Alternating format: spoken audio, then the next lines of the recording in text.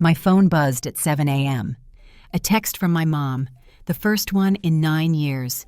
I stared at her name on my screen, heart pounding, hands shaking. It was my birthday. June 15th, my 32nd birthday. 9 years ago, on this exact day, she forgot, completely forgot my 23rd birthday while throwing my sister Melissa a surprise party for her half-birthday. I'd called her that day. "Hey, Mom, it's me." "Oh, hi, honey. Can I call you back? I'm setting up for Melissa's party." "Mom, it's my birthday." Silence. Then, "Oh, right, sorry. I'll call you later." She never called back. That was the last time I spoke to her. 9 years of silence. And now, on my 32nd birthday, she texted. One message, 13 words that changed everything. "I know what I did. I know why you left. I'm so sorry." What happened after that text? Neither of us saw coming. If your family ever made you feel invisible, stay with me until the end. Your support means everything. And comment below, has a parent ever forgotten your birthday? Let's talk about it. Now back to my story. Let me take you back. June 15th, 2014. My name is Claire Morrison. I was turning 23, living in Denver, working as a graphic designer, making $42,000 a year, single, independent, building my life. I'd always been the overlooked daughter, the middle child. Melissa was the baby, everyone's favorite. My older brother Jake was the golden boy, firstborn, perfect. And me? I was just there, in between, forgotten. But I thought birthdays were different. Birthdays were the one day you mattered, the one day you were celebrated. I was wrong. That morning I woke up excited. 23 felt important, like real adulthood. I checked my phone. No texts from my mom, no calls, nothing. I figured she was sleeping in. She'd call by noon. She always did. Noon came. No call. 1 p.m. Nothing. 2 p.m. Still nothing. At 3 p.m. I called her. "Hey, Mom, it's me." "Oh, Claire. Hi." She sounded distracted. "Busy. Can I call you back?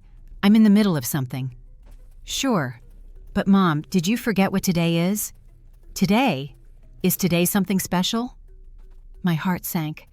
"It's my birthday." Silence. Long. Painful. Then, "Oh my God. Right. I'm so sorry, honey. I've been so busy with Melissa's party." "Melissa's party? Her birthday isn't until December." "I know, but she wanted a half-birthday party. You know how she is. Anyway, I'll call you later, okay? Happy birthday." She hung up before I could respond. I sat there, stunned. My mother forgot my birthday because she was throwing my 19-year-old sister a half-birthday party. I called my dad. "Did Mom tell you she forgot my birthday?" "What? No. Hold on." I heard muffled voices. Then my dad came back. "She says she didn't forget. She just got busy with Melissa's thing. She'll call you later." "She forgot, Dad. She had no idea until I told her."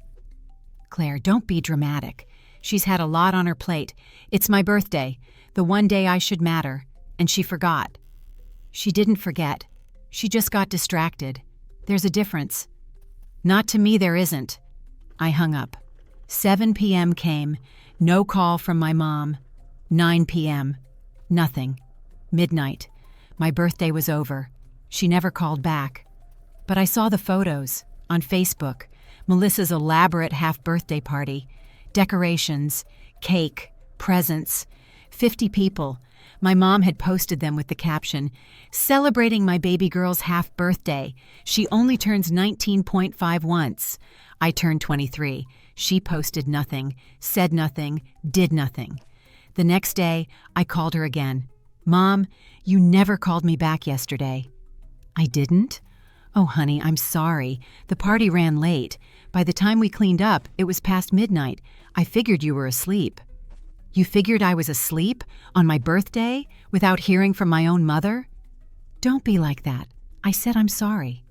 You forgot my birthday, completely forgot, while throwing Melissa a party for her half-birthday.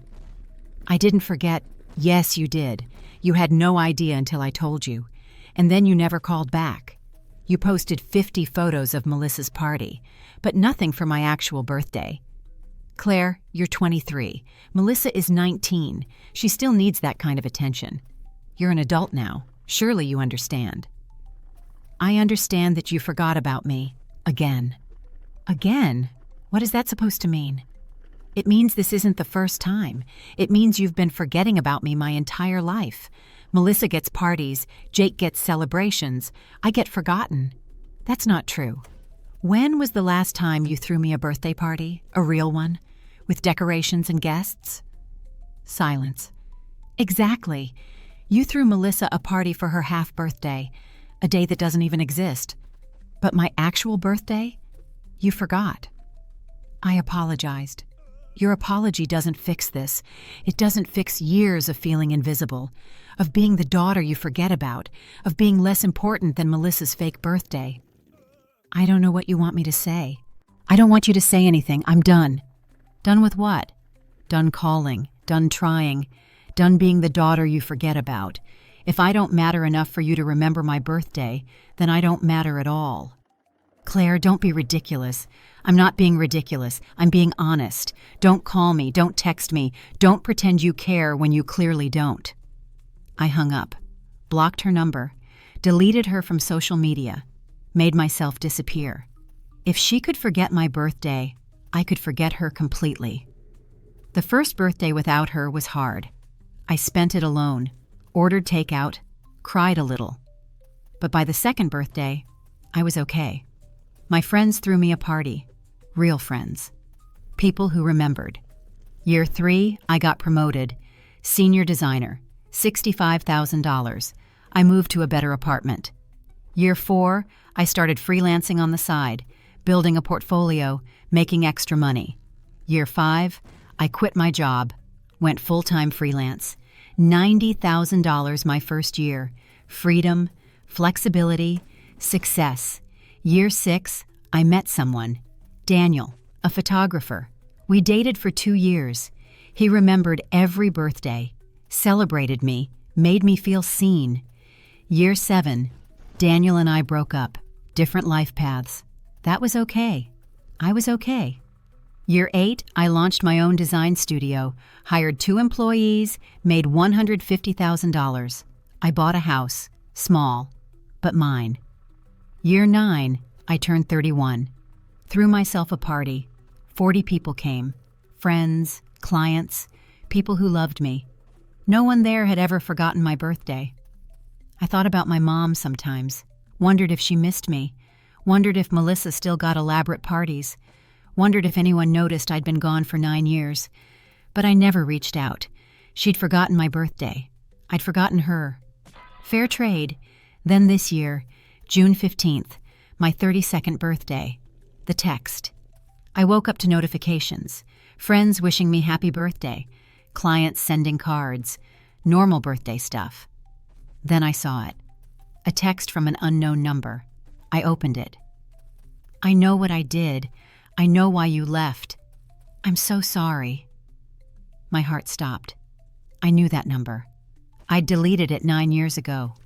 But I knew. My mom. I stared at the message, hands shaking, mind racing. She knew what she did. She knew why I left. After 9 years. I didn't respond. Put my phone down, tried to focus on my day. But 10 minutes later, another text. I know you probably won't respond, but I need you to know. I'm sorry. For everything. For forgetting your birthday. For making you feel invisible. For choosing Melissa over you. For not seeing what I was doing until it was too late. Then another. I've spent 9 years regretting that day, wondering if you were okay, hoping you were happy, missing you, but being too proud to reach out. Then another. Melissa's birthday is in December. I've celebrated it every year, with parties, gifts, posts. But your birthday? I've spent every June 15th for the last 9 years sitting alone, thinking about you, wishing I could take it back. Another, you were right. I forgot you. Not just your birthday. I forgot you your whole life, and I'm so sorry. Another, I don't expect forgiveness. I don't deserve it. But I wanted you to know, on your birthday, the one I forgot 9 years ago, that I remember, and I'm sorry. I sat there, tears streaming down my face, reading and rereading the messages. She remembered. After 9 years, she remembered. I typed a response, deleted it, typed another, deleted it. Finally, I wrote, "Why now? Why today? Why after 9 years?" 3 dots appeared immediately. She was waiting, hoping I'd respond. Because I'm sick. Stage 3 ovarian cancer. Treatment starts next month, and I realized I might not get another chance to apologize, another chance to tell you the truth. My breath caught. The truth? I was jealous of you. My whole life, I was jealous of you. Jealous? Of me? Yes. You were always so independent, so capable, so strong. You didn't need me. Melissa did. Jake did. But you were fine on your own, and instead of being proud, I resented you. So I gave them attention and forgot about you, because I thought you didn't need it. I needed it. I needed you. I know. I see that now. But I didn't then, and by the time I realized, you were gone. You could have reached out, any time in 9 years. I was too proud, too ashamed. I convinced myself you were better off without me, that you'd moved on, that reaching out would just hurt you more. And now I'm running out of time, and I'm too scared to die without you knowing the truth, that I was wrong, that you mattered, that you always mattered. I was just too blind to see it.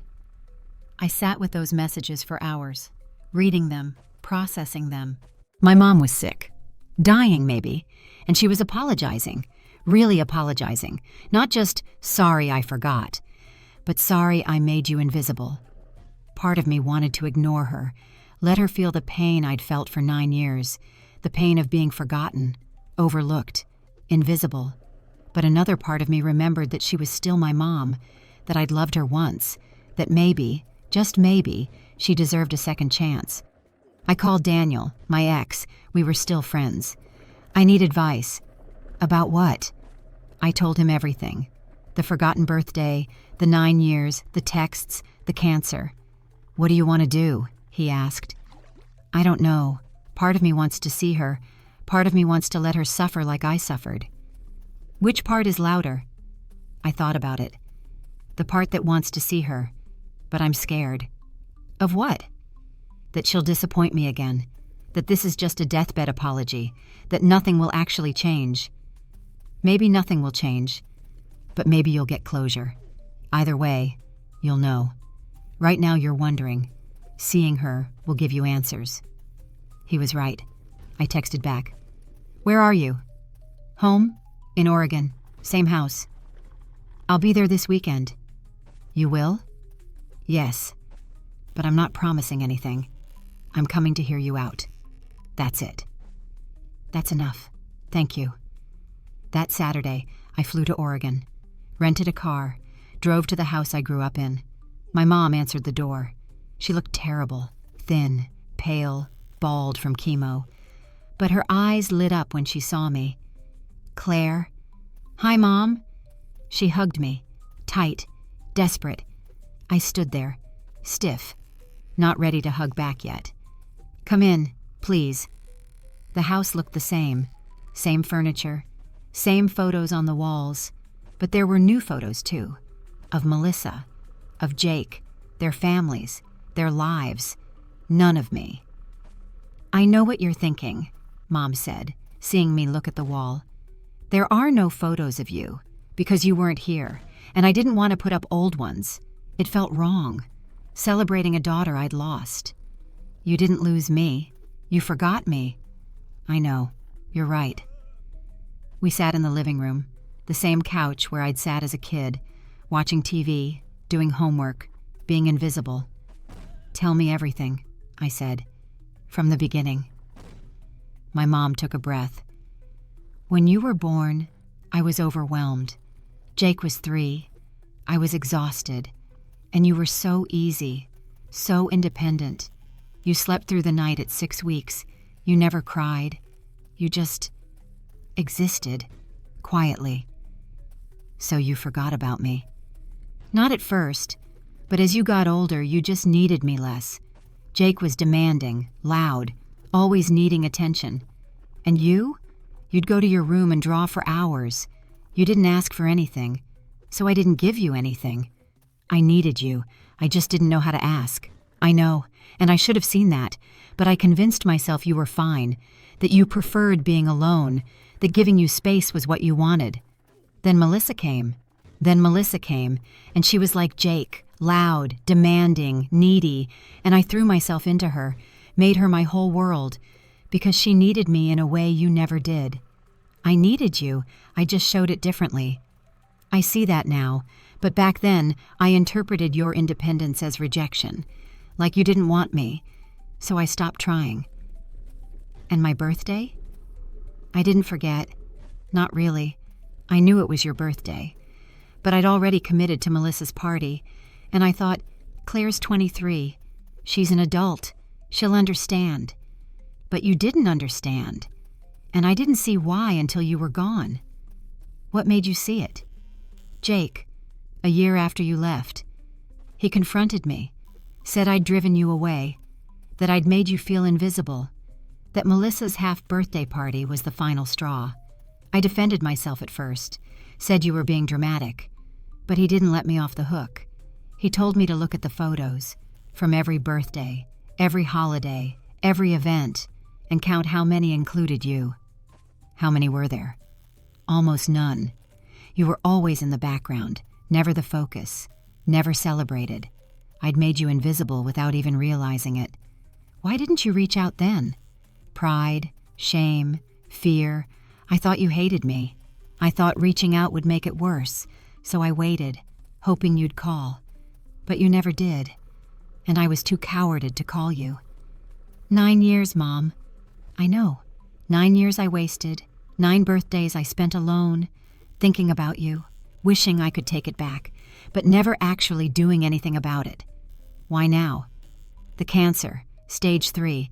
Doctors say I have a year, maybe less, and I realized I couldn't die without telling you the truth, that you mattered, that I'm sorry, that I was wrong. Do Melissa and Jake know you reached out? Yes. Melissa feels terrible. She never realized the party was on your birthday. She was 19. Selfish. Didn't think about anyone but herself. She wants to apologize too. And Jake? He's relieved. He's been telling me to find you for years. He knew where you were, Denver, your design studio. He's been following your career. He's proud of you. He knew where I was and never told you? He said you'd blocked us for a reason, that it wasn't his place to give you away, that when you were ready, you'd come back. He was right. I stayed for 3 days, talking, processing, hearing her out. Melissa came by, crying, apologizing. I didn't know. I swear, I didn't know Mom forgot your birthday. I didn't know how much I hurt you.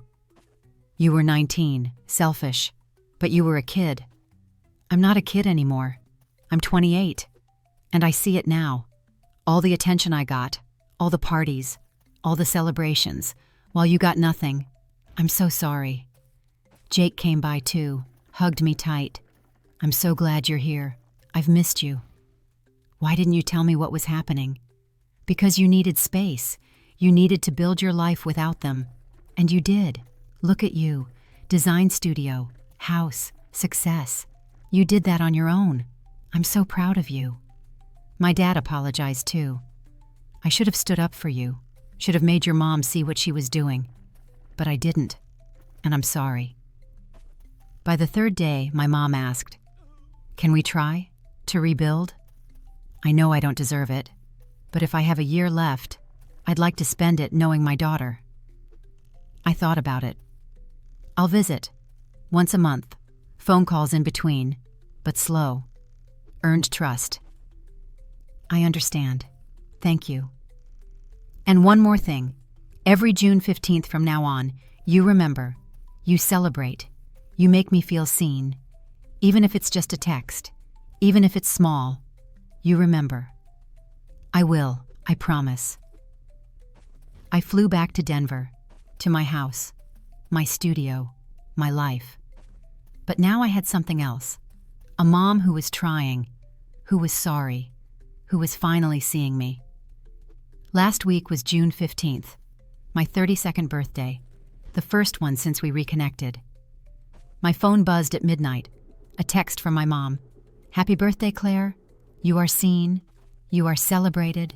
You are loved. I will never forget again. Attached was a photo, her in the hospital, holding a small cake with Claire written on it, smiling despite the chemo, despite the sickness. She remembered. I'm Claire Morrison. I'm 32 years old. 9 years ago, my mother forgot my birthday while throwing my sister a half-birthday party. I disappeared. Built a life without her. Became successful. Became whole. She texted me on my birthday, after 9 years, to apologize, to admit she was wrong, to ask for forgiveness. I gave it to her. Not because she was dying, but because her apology was real. If your parent makes you feel invisible, remember this. You are not invisible.